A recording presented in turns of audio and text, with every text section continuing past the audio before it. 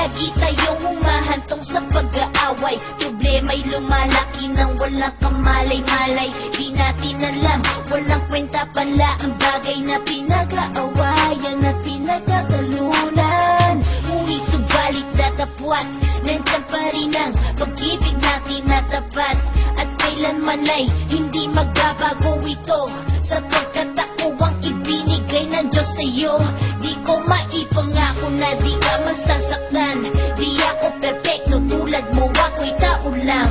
At may karapatan tayo magkamali. Kaya nga di ba lagi tayong away-bati? Di kita matiis kapag nagalit ka. Bakit nga ba? Siguro dahil sa mahal kita. Ikaw lang ang iniibig ko, kaya walang dahilan para magselos at magtampo. Mahalaga ba ako sa'yo? Di ko na kailangan sagutin ang mga ito, dahil nakikita mo at nadarama na ikaw ay mahalaga.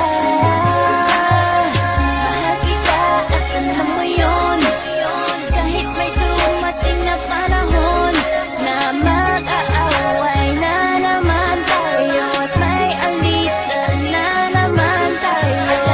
Alam mo at alam nila na lagi kang tinutopak dahilan sa wala. Pero di ba kahit ganun man ang sitwasyon, hindi pa rin ako bumibitaw hanggang ngayon. Tanong nila sa'kin, di ka pa pasawa?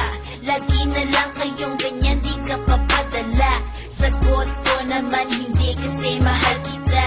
Wala akong pake sa sinasabi ng iba, basta ba nagmamahalan tayo dalawa. Diba yun ang naman ang mahalaga, kahit na lagi tayong nag